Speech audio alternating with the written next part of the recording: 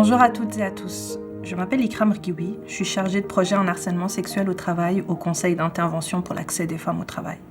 Je suis ravie de vous retrouver dans cette capsule vidéo pour vous présenter le projet Travailleuses averties mettre fin au harcèlement sexuel au travail. Développé par le CIAFT, ce projet vise à s'intéresser à la problématique du harcèlement sexuel en milieu de travail qui touche particulièrement les femmes en emploi. Concrètement, il consiste à développer et à mettre à disposition des intervenantes et intervenants œuvrant auprès d'une clientèle féminine une plateforme de formation en ligne sur le sujet. Cette dernière, sous la forme d'un coffre à outils, propose un ensemble de ressources adaptées à votre clientèle sur lesquelles vous pourrez vous appuyer pour accroître vos connaissances en la matière, mais également sensibiliser, informer et outiller les femmes sur cette problématique ayant lieu au travail. Ce projet, réalisé grâce au soutien financier de la Commission des normes de l'équité, de la santé et sécurité au travail, plus connue sous le nom de CNESST, s'inscrit dans une démarche de lutte contre la violence faite aux femmes et les obstacles qui entravent leur accès et maintien au travail. Au cours des prochaines minutes, nous traverserons ensemble quelques données en matière de harcèlement sexuel au travail et les moyens développés par le CIAFT afin d'en sensibiliser, informer et outiller les femmes. Le harcèlement sexuel dans un contexte professionnel a été reconnu et sanctionné pour la première fois en 1987 par la Cour suprême du Canada dans l'affaire Robichaud contre Canada. À cette période, il n'existait pas de définition légale du harcèlement sexuel au travail. La Cour, à travers sa décision, est venue poser une première brique en reconnaissant le harcèlement sexuel comme une discrimination basée sur le sexe. En 1989, dans l'affaire Janssens contre Platy Enterprise, la Cour suprême du Canada vient définir davantage la notion de harcèlement sexuel au travail. Le harcèlement sexuel est une forme de discrimination sexuelle. En milieu de travail, elle est une conduite de nature sexuelle non sollicitée, qui a un effet défavorable sur le milieu de travail ou des conséquences préjudiciables en matière d'emploi pour les victimes. En imposant à un employé de faire face à des gestes sexuels importants ou des demandes sexuelles explicites, le harcèlement sexuel en milieu de travail est une atteinte à la dignité de la victime et à son respect de soi, à la fois comme employé et comme être humain. Après plusieurs années de lutte de la part de regroupements féministes, le harcèlement sexuel au travail est enfin reconnu par les juridictions du pays comme étant une pratique discriminatoire fondée sur le sexe, ayant des conséquences préjudiciables pour sa victime, que ce soit en tant que travailleuse qu'en tant qu'être humain.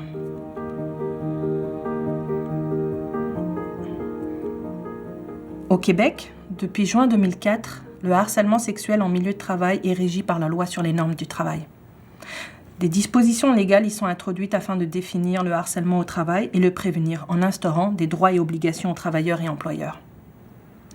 Depuis le 1er janvier 2019, par exemple, un employeur a l'obligation d'adopter et de mettre à disposition de ses travailleuses et travailleurs une politique de prévention du harcèlement psychologique et sexuel sur le lieu de travail. À défaut, l'entreprise pourrait se voir sanctionnée par une amende. Avant 2004, le harcèlement sexuel au travail était traité au regard de la Charte des droits et libertés de la personne, lui reconnaissant un caractère discriminatoire fondé sur le sexe. Celle-ci stipule que nul ne doit harceler une personne en raison de l'un des motifs visés dans l'article 10, dont l'un de ces motifs est le sexe de la personne.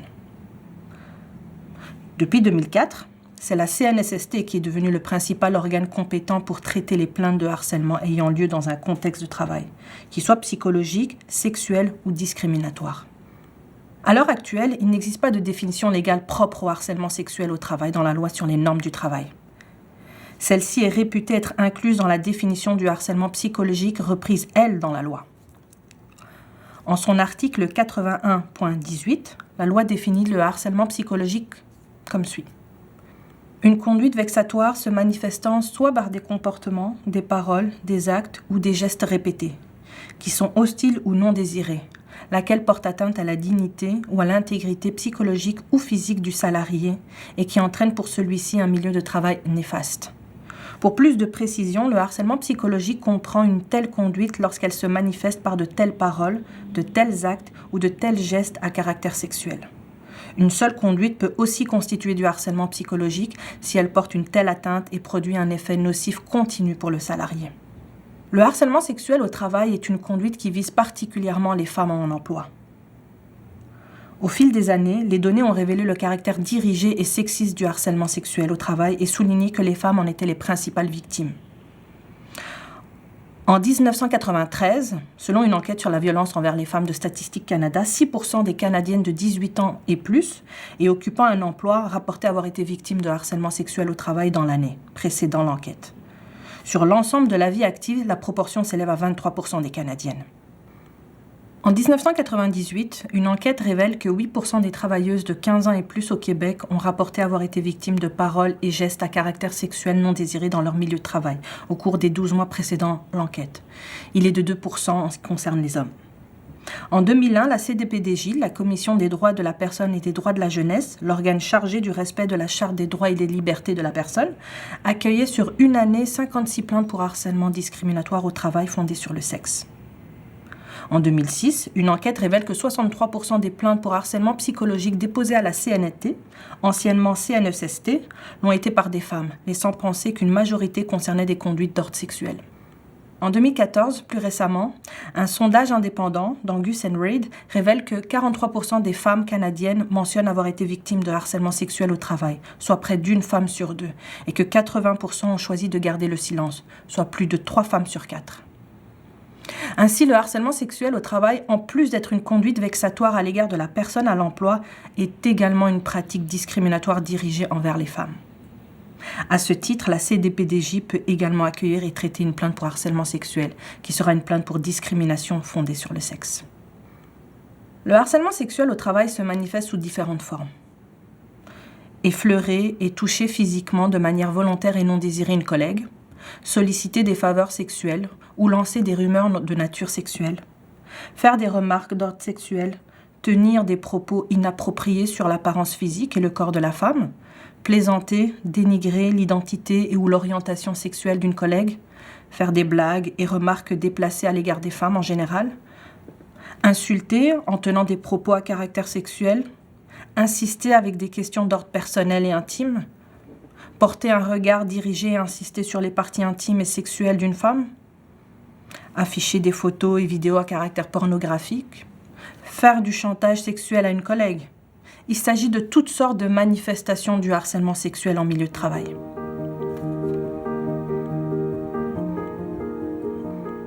La plateforme virtuelle Travailleuses averties mettre fin au harcèlement sexuel au travail vise à sensibiliser, informer et outiller les femmes sur la problématique systémique du harcèlement sexuel en milieu de travail en mettant à disposition des intervenantes et intervenants des outils adaptés à leur clientèle pour un transfert de connaissances efficace. L'ergonomie de la plateforme a été pensée de telle sorte à faciliter la navigation et l'accès aux outils. Parcourons ensemble chacune des pages et sections de la plateforme. À votre arrivée sur la plateforme, vous tomberez sur la page d'accueil.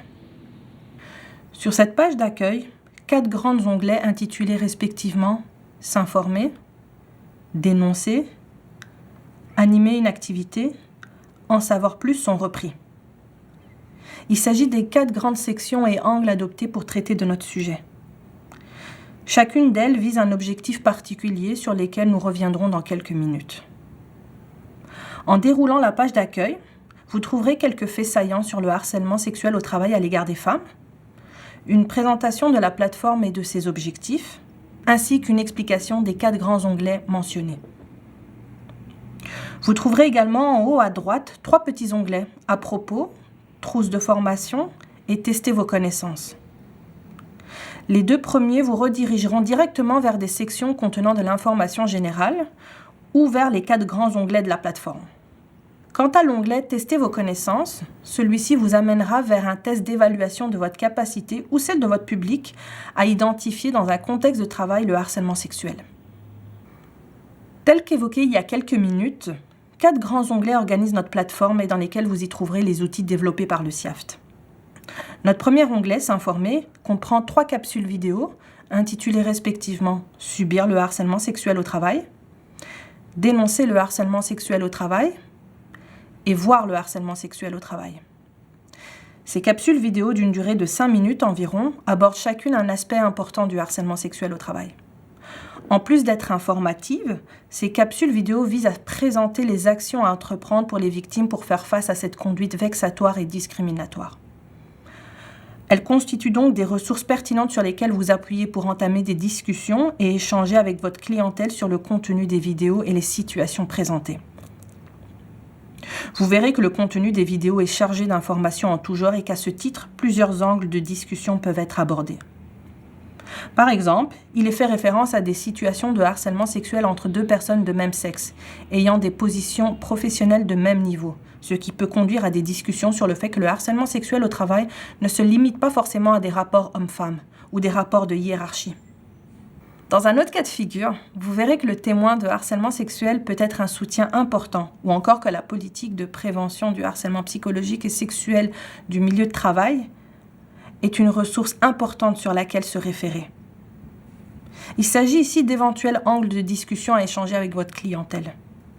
Nous vous conseillons toutefois de préparer à l'avance une liste de sujets tirés des vidéos sur lesquels vous pourriez discuter en groupe. Plus bas sur la page, vous trouverez 7 documents d'information sur différents aspects liés au harcèlement sexuel au travail. Ces documents portent notamment sur le harcèlement sexuel au travail, une pratique discriminatoire et sexiste, définir et reconnaître le harcèlement sexuel au travail, que dit la loi sur le harcèlement sexuel au travail, prévenir le harcèlement sexuel en milieu de travail, les effets du harcèlement sexuel en milieu de travail, dénoncer le harcèlement sexuel au travail et revendication et lutte contre le harcèlement sexuel et discrimination des femmes.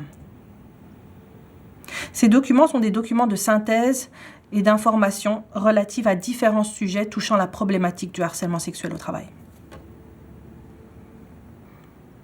Un test d'évaluation de connaissances a également été créé. Ce test se situe sous l'onglet « S'informer », mais également sur la bannière de la plateforme, et ce tout au long de votre navigation sur la plateforme.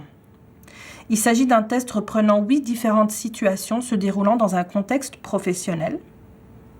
Les intervenantes et les participantes sont invitées à se prononcer sur chacune des situations présentées et à répondre à la question « S'agit-il oui ou non d'une situation de harcèlement sexuel au travail ?» À l'issue de chaque situation, le résultat vous est dévoilé avec un paragraphe explicatif en fonction de votre choix de réponse.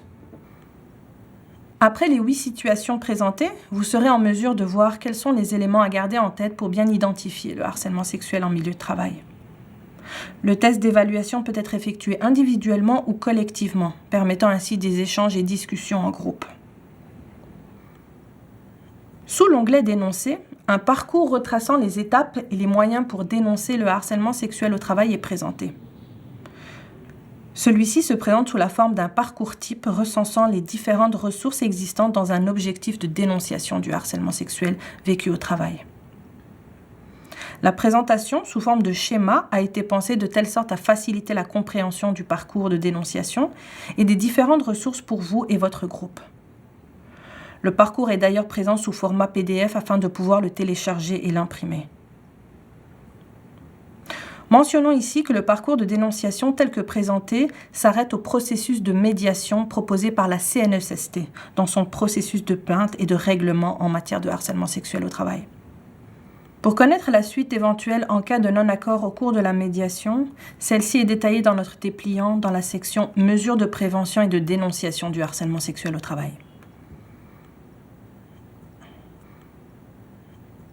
Sous l'onglet « Animer une activité », vous trouverez les détails pour mettre en place une activité de théâtre auprès de vos groupes.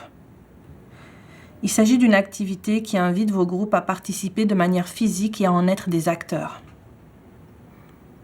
Un texte explicatif est repris sous l'onglet et dans lequel nous présentons le mode de l'activité théâtrale, soit de l'improvisation, les règles du jeu de scène, les cartes d'improvisation créées et quelques conseils pour animer efficacement l'activité. L'objectif de l'activité est d'amener les participantes à être actrices et spectatrices d'une situation de harcèlement sexuel et de réfléchir en groupe sur les cas présentés sur scène, discuter sur leurs caractéristiques et les ressentis de chacun et de raisonner ensemble sur les bonnes pratiques en cas de harcèlement sexuel. Il existe 9 cartes d'improvisation, téléchargeables et imprimables, reprenant des directives simples pour exécuter le jeu de scène. Sentez-vous à l'aise de vous approprier l'activité et de l'adapter à votre groupe selon les conditions dont vous disposez pour mener l'activité. Vous pourriez notamment apporter des accessoires de déguisement.